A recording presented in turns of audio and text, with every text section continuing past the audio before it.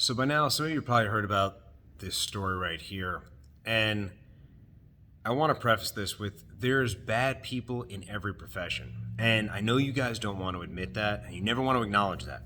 And I've made multiple posts about this in the past where it's like, hey, some people you work with probably aren't qualified to tie their shoelaces, let alone do whatever it is that you do.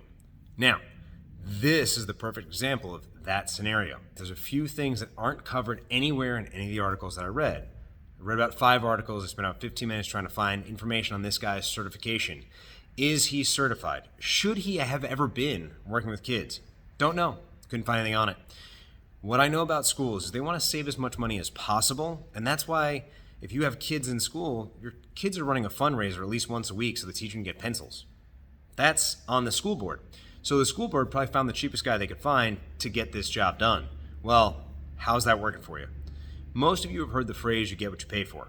Well, unfortunately, and this is going to be a rant that's not related to fitness, or it could be, a lot of times in school districts, they want to save as much money as possible so the people at the top of the school district can make more money. I know you've noticed this. If you drive through a school parking lot, you're going to see the administrator's parking lot is full of these really, really nice cars. And the regular teacher's driving a shitbox. So why is this an issue? Well, it's because of problems in the school system.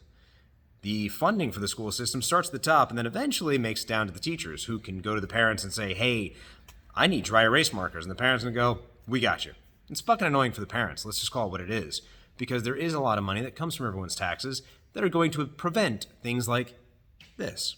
So at some point, you, as a parent or as a concerned citizen who's looking at this, should probably evaluate how your school is spending their money, and you should probably evaluate the qualifications and certifications of the people that are with your kids. When people come to me, I usually say the same thing. High school coaches are fucking idiots. I'm never going to back down from that.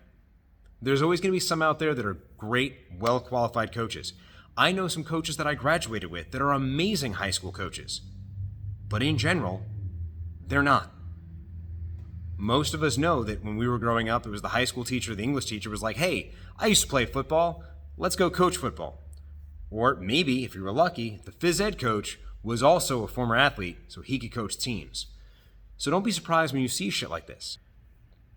It happens. Unfortunately, it happens because these aren't qualified people. That's just all there is to it. Everyone wants to get the cheapest thing for their kids, but they want the kids to be the best. When you look at kids that are doing something different and they're excelling, they're not with the cheap coach. These aren't the kids that are going to Payless to get their coaching. These are kids that are walking into the Nike store and getting the Air Force Ones. I hate to say it that way, but you get what you pay for in coaching and in life. You can get a mechanic to fix your car for $5. It's not going to work out. You can get a mechanic to fix your car for $90. It's probably going to work out a little bit better. So don't look at issues like this and go, it's all coaches. Look at issues and go, it's probably the school district. And honestly, I want to know who hired this guy, who let him be here, who promoted him to head coach, what qualifications he had. I want to know that information because you should want to know that information.